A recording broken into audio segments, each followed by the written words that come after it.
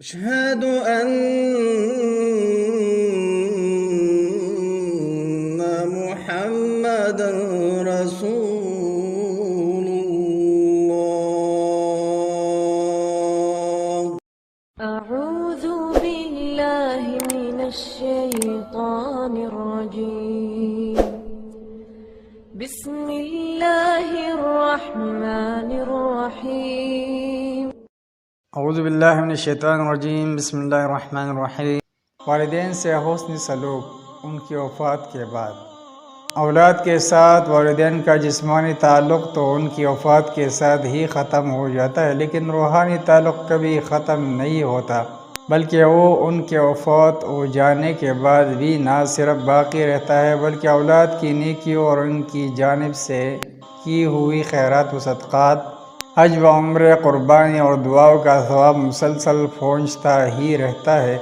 اولاد کی ان نیکیوں سے وہ وفات کے بعد بھی محفوظ ہوتے رہتے ہیں اور ان کے درجات بلند ہوتے رہتے ہیں، جیسا کہ فرمائے نبی صلی اللہ علیہ وسلم ہے، میت کے وفات کے بعد اس کے درجات کو بلند کیا جاتا ہے تو میت سوال کرتی ہے، اے میرے رب، یہ درجات کی بلندی کس وجہ سے ہے؟ اس سے کہا جاتا ہے، یہ تیرے لڑکے کی تیرے حق میں دعائے مغفرت کا نتیجہ ہے۔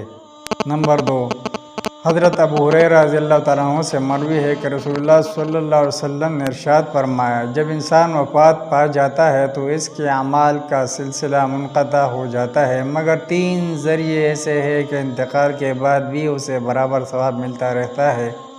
نمبر 1، اپنے پیچھے کوئی ہمیشہ جاری رہنے والا صدقہ چھوڑ گیا ہو۔ نمبر 2، کوئی ایسا علم چھوڑا ہو جس سے بندگان الہی مستفید ہو رہے ہو۔ نمبر 3، یا ایسی نیک اولاد چھوڑی ہو جو ہمیشہ اس کے حق میں دعائے خیر کرتی رہے۔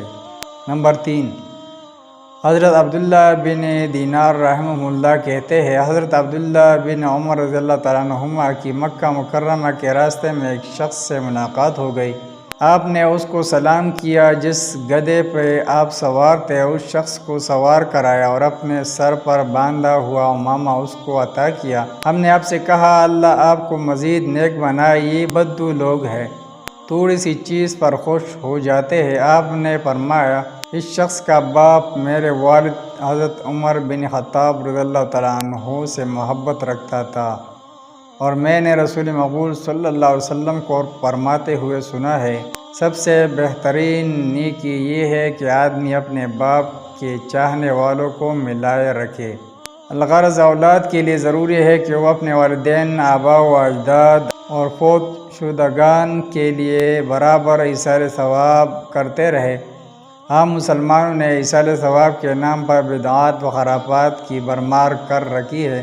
کل ساتہ، 10واں، 20واں، چہلم، برسی، تیجا اور اس جیسی بے شمار رسومات کا بازار گرم کیا ہوا ہے، جبکہ ایصال ثواب کا مصنون طریقہ صرف وہی ہے جس کی سرور کائنات جناب محمد صلی اللہ علیہ وسلم نے اپنے اسوہ حسنہ سے ہمیں تعلیم دی ہے، اور وہ یہ کہ فوت شدگان کے نام پر صدقہ و خیرات کیا جائے، صدقہ جاریہ مثلا مسجد مدرسہ بنایا جائے، کنواں کھدوایا جائے اور ٹیوب ویل یا سبیل لگائی جائے، اور یہ سب بغیر کسی دن کے تعین کے ہو۔ نمبر 4، حضرت عبداللہ بن عباس رضی اللہ تعالیٰ عنہما سے روایت ہے کہ ایک شخص نے رسول اکرم صلی اللہ علیہ وسلم کی خدمت اقدس میں آ کر عرض کیا، اے رسول اللہ صلی اللہ علیہ وسلم، میری والدہ وفات پا گئی اور انہوں نے اپنی جانب سے صدقہ و خیرات کرنے کی کوئی وصیت نہیں کی، اگر میں ان کی جانب سے صدقہ کر دوں تو کیا انہیں اس کا فائدہ ہوگا؟ آپ صلی اللہ علیہ وسلم نے فرمایا، نعم، ہاں ہوگا۔ نمبر 5، کنواں کھدوایا جائے یا پانی کی سبیل لگائی جائے، کیونکہ رسول اللہ صلی اللہ علیہ وسلم کا ارشاد گرامی ہے، سب سے بہترین صدقہ پانی پلانا ہے۔ نمبر 6، ان کی جانب سے حج اور عمرہ کیا جائے۔ اللہ تعالیٰ کا جو فریضہ حج کے متعلق اس کے بندوں پر ہے وہ تو ہے، لیکن میں نے والد کو اس حال میں پایا کہ وہ بے حد بوڑھے ہیں، سواری پر بھی ٹھیک طور سے نہیں بیٹھ سکتے، کیا میں ان کی جانب سے حج کر سکتی ہوں؟ آپ صلی اللہ علیہ وسلم نے فرمایا، ہاں، یہ حجۃ الوداع کا واقعہ ہے۔